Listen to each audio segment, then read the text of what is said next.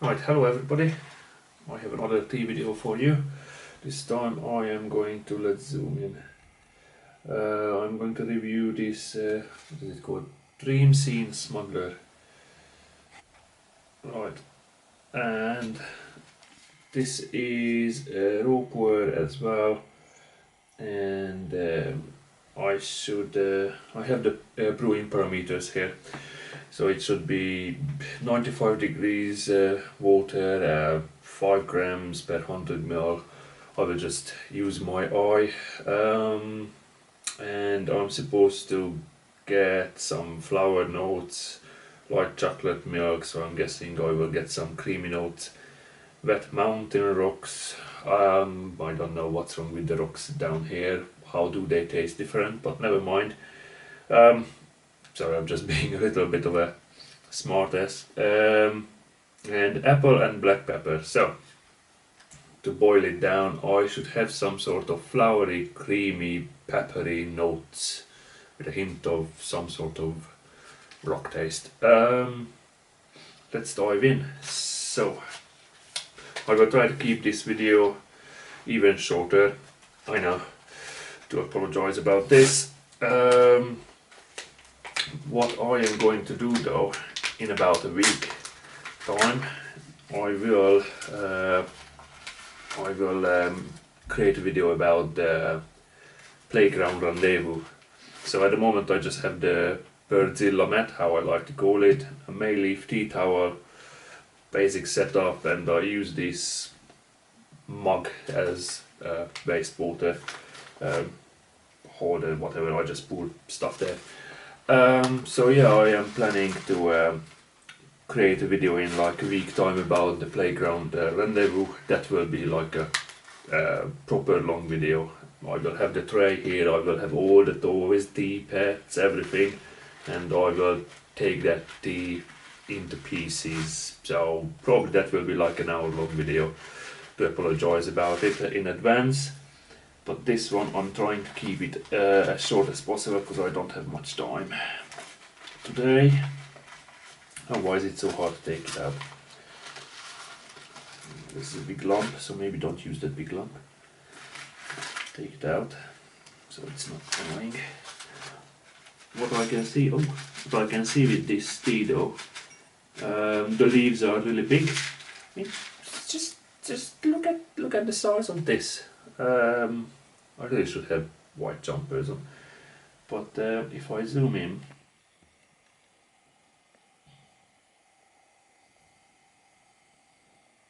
look, so that's the size of the leaf and that's the size of my hand, or even my thumb. It's bigger than my thumb.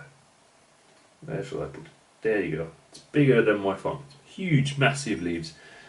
And they look, I'm going to keep it zooming, and they have these dark browny, blackish, greenish colors to it. I don't know if it will focus on it, probably not, so let's just keep it close to my jumper. Right, so they have these browny, greeny, dark colors to it. It doesn't have any silvery notes, you know, with some of them I had quite like a silvery fur. I can't even remember which one was it. I've done too many videos now. So one of them had this silvery layer on top. This one doesn't have that. That doesn't mean that this tea is going to be a lesser quality. It's just different. I think, should that be enough? Yeah, maybe I should put a little bit more in. Take this lump out again. Yeah, that will do, because these leaves with the rope where the leaves expand extremely and they fill up the space rapidly. So yeah, just keep it that way. Let's zoom in again. So that should be enough, that amount, for the journey pot, which, come on, zoom out, which you can see here. Some of my mates asked if this teapot is actually made out of chocolate. I mean, it looks like, but it's not. It's clay, uh, which I clarified with them, but they did say it looks like chocolate. They quite liked it, I guess. Right, let's warm up things here. There's the glass, and there's the hot water. And that should be okay. Right, and I have the mug here, the coffee mug, for dumping all the water in. Let's check it with my hand. Yeah, it's warmed up. It's nice and hot. Let's put this away out of the view so you can see that I am pouring pure water out of it into this gongdaibe. I tried to pour it fairly on the filter as well, because it's made out of metal, and as you know, metal can cool things down if the metal is cold, so I try to heat it up as well. And right, let's put this here, put some into this glass so the cup is warm as well. Put this back on it. Right, now keep it on, keep it hot. So, dry leaves, smell.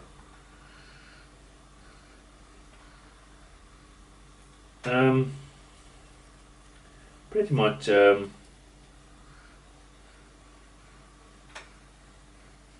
basic forest notes. Like every raw puerh has the same, well, the ones that I have tried, the same foresty baseline, but in their tones they are a little bit different, and some of them have a little bit extra. This one is more on the freshy forest floor, but freshy side. So it's not like a humid forest. It's more like the forest which is like humid, but it got a fresh wind taking all the humidity out. So it's that kind of freshness there. Maybe a bit of floralness, but I'm not really sure about it. Right, let's put it into this teapot before it cools down, and I have to reheat it again. Because I don't really like to waste water either. I'm a little bit conscious about how much water I use up on these tea sessions. I mean, that water that I use just to heat up the pot, it's just waste water, isn't it? The first rinse is just waste water as well, and I'm just conscious about it, because I know lots of people in lots of different countries, they don't have enough water. There's drought there, and here I am wasting water. So I'm a little bit conscious about it. Right, let's shake it about, and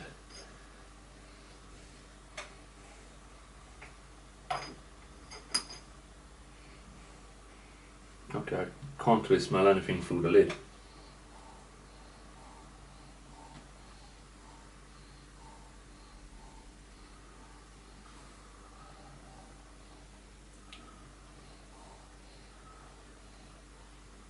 I can smell floral notes coming through, but first I had to dive in a little bit, because it reminded me like when you freshly wash clothes and has that kind of fancy, softener or whatever. It's that kind of floral notes, and I'm like, hang on a second. So that kind of picking up those fresh linen and floral notes. So like, it's very strange. It's in a good way strange. Yeah, freshly washed linen with floral notes, and that kind of, the freshness, the fresh, cool air uh, as it hits the freshly washed linen. I don't know how did I come up with this, but that's what it reminds me of.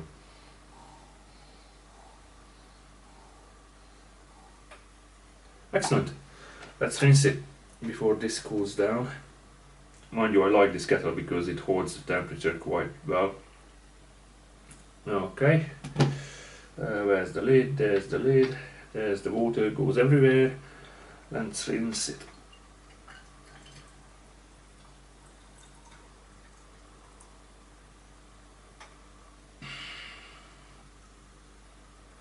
Right.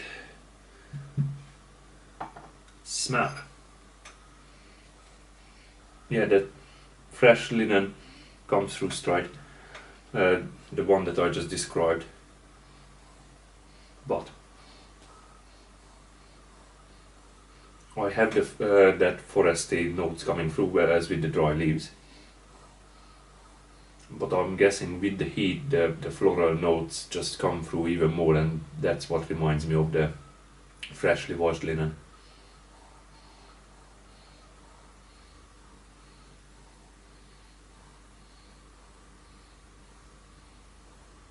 I might pick up a little bit of fruit, but that's not really there. That's not the main theme. The main theme is the foresty, fresh linen-y, floral notes.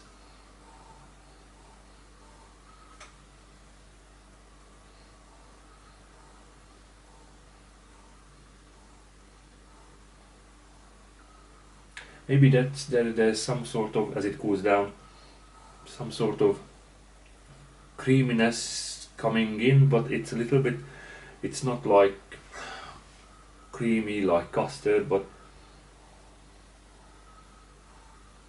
creaminess in the sense that it thickens the smell of the, so you have the fresh linen foresty thing, and that linen bit just thickens up a little bit.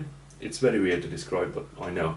But that's how this creaminess comes into the mind, because it feels like that smell becomes just a little bit thicker. Right. Enough sniffing. Let's get down to business. Let's take these leaves out.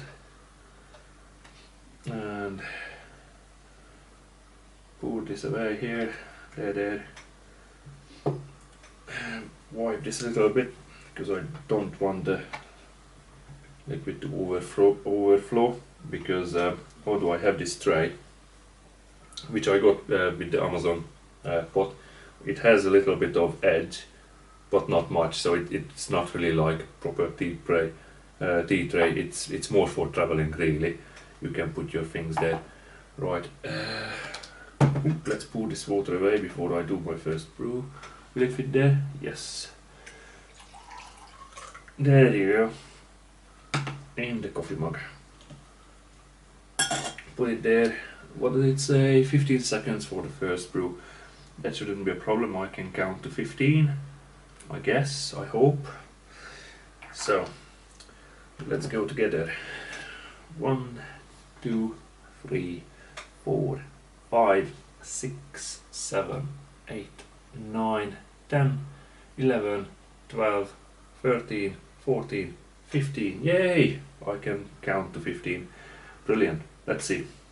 I filter the first one, and I won't filter the rest. What I will do, as I tend to do in the short videos, I do the first one, and then I stop recording and do the second, third, fourth, fifth brew, and then I start recording again. Let's smell this again. Has it changed? Yes. The linen smell just hits your face when the leaves are hot. It's just linen.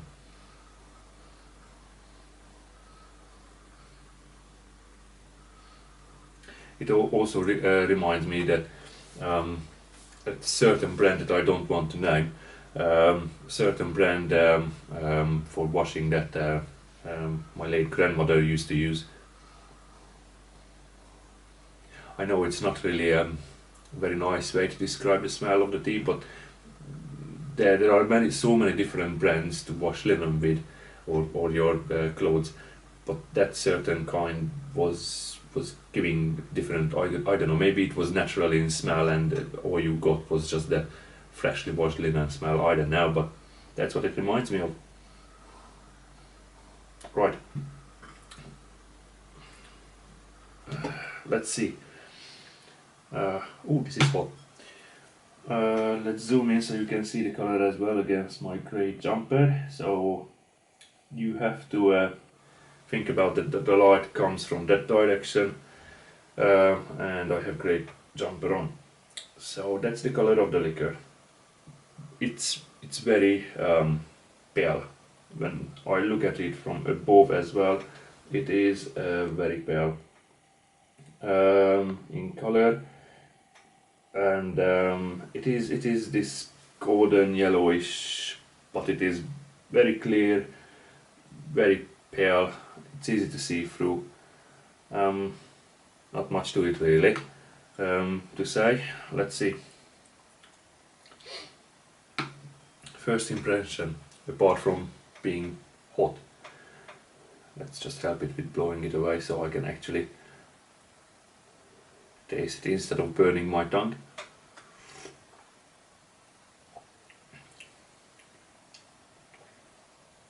The first brew is always a little bit of a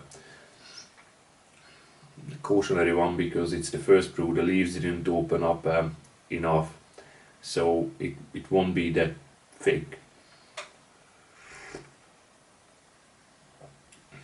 But I would say, as the first brew, it is medium thick. Probably it will change as I go through the brews and the leaves start to open up.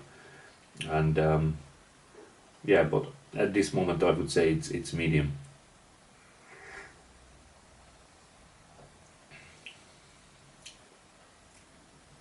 I wouldn't say this is a bitter tea, not at all.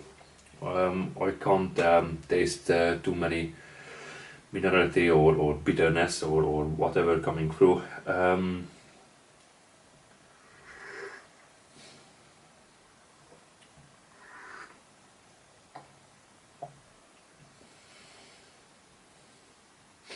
What I'm trying to do is hold it a bit in my mouth, and as I swallow the tea, I try to exhale through my nose and try to pick up notes that way as well.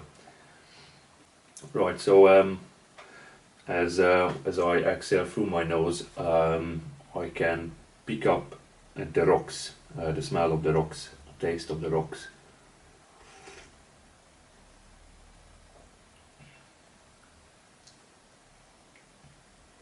Would I taste any apple in it, as the label suggests? Maybe. But at the moment the taste is quite light, more like on the wet rock side, and maybe a bit of flowers.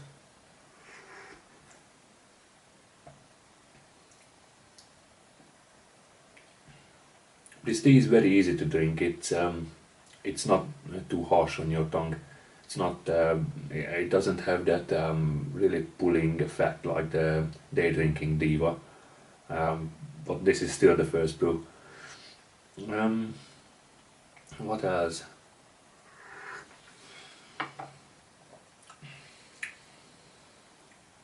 Maybe I should keep it in my mouth a little bit longer.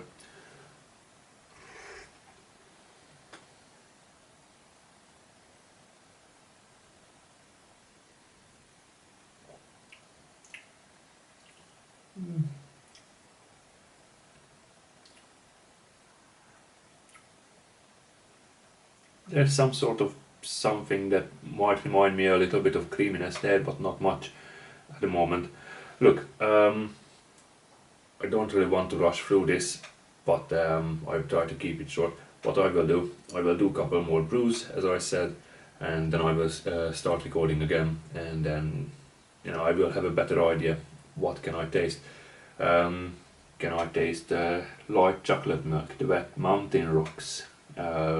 Remember, it has to be mountain rocks. Or flowers, apple and black pepper. So yeah, I will see you in a bit. Right, I had 5 brews, this will be the 6th. So what I noticed was that pretty much the leaves started to open up. I have a little timer here so I know where I am at. 5 plus 6, 30, 45. And as the leaves started to open up, it thickened up, the liquor thickened up, a little bit of pepperiness came through. That's the first thing that hits tip of my tongue. And yeah, pretty much what I could get was a slight little bit of creaminess, little bit of floral notes, but the finish was for me mainly those wet rocks, which is pretty much a nice way to say that I didn't really get much of anything that was dominating, but those kind of wet rocks feeling was there, but it's not much. Right, and I'm already 1 minute instead of 45 seconds, so I overbrew this tea a bit.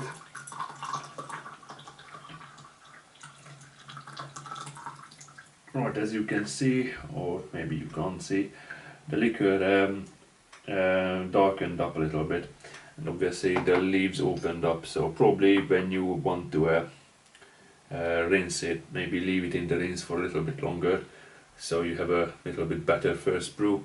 The leaves are pretty much green, they opened up nicely, but there are still a couple that hasn't fully opened up, so as they open up, they will release more of their goodness. Let's see, how does it taste? The 6th brew after 1 minute. Stop discounting. So yeah, 1 minute brew.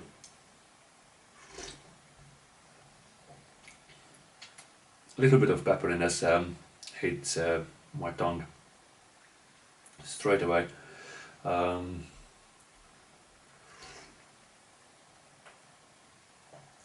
It thickened up a little bit, but I would say it's still a bit medium. Releases a little bit of minerality, but not too much.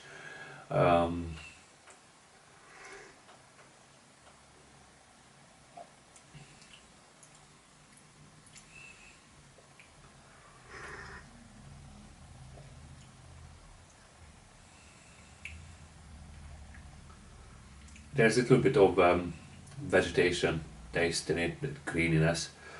I try to find this light chocolate milk in the taste, that kind of notes, but I couldn't. The pepperiness is there. I don't even know if it's creamy. I don't think so.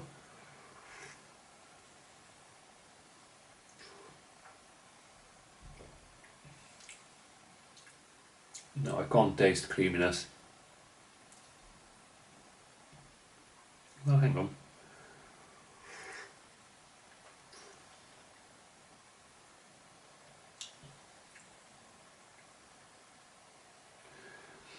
No, not really. I can't taste creaminess. I can't grasp this light chocolate milk, what says on the packet. Floral notes, yeah, some length, but mainly that vegetation, peppery, little bit mineral, maybe spiciness.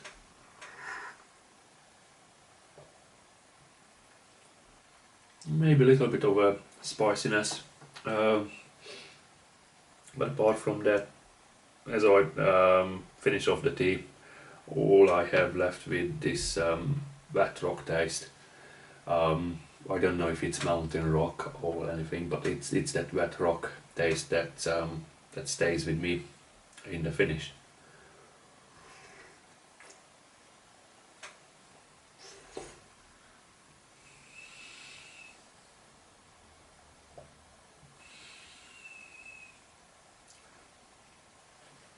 And as I exhale, I can smell in my nose this vapor, and just pretty much vegetation notes.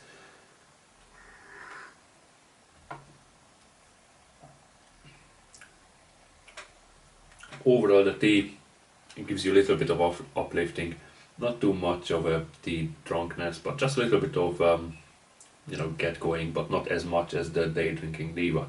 When I was taste testing that tea, it didn't feel like it's such a really full of energy tea, but compared to this one, it is. Day drinking Diva is very much more punch in the face than this one. This gives you a little bit of elevation, makes you a little bit more energetic in feeling, you know, probably because of the heat and everything. But it's not right in your face. It has a little bit of pepperiness, a little bit of maybe spiciness. All of those things that I have described. It's not too harsh. It's not one end or the other, and it's definitely not that really big punch in the face. Just a little nice tasting, gentle tea. But I'm using this pot, so please consider if you use a different pot that tea might taste different. These leaves, they are green, and I think I have got the right amount. Let me just zoom in and see if I can show you how they look like. That's the maximum I can zoom in. So they are pretty green, big leaves. So yeah, if you use different pot, then they will they might affect the taste, depending on the pot, obviously, one way or another. Let's do a 7th. Why not on camera? I put a little bit too much water there. Let's start discounting. Let's make it to 1 minute. You don't need to follow the guidelines by the dot, really. As you can see, I didn't even measure the amount of leaf. I just like, yeah, that will be enough. And I somewhat set it right, because it nicely fills up the pot, but it's not so much that the leaves can't open up. Because if you put too many leaves in, then some of them just can't open up because there's no space for them. And yeah, and if you put too little, they just swim around. But obviously, it's just, you figure it out yourself. You can, if you use the certain teapot of yours a couple of times or whatever, you will see, okay, this looks a little bit too much. Let's take a little bit out, or something looks a little bit not enough. Then you just put more in. But hey, this is another 1 minute.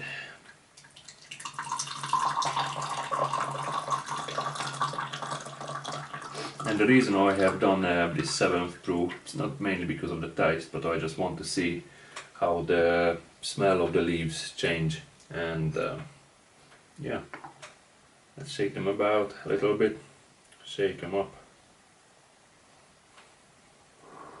take the steam away.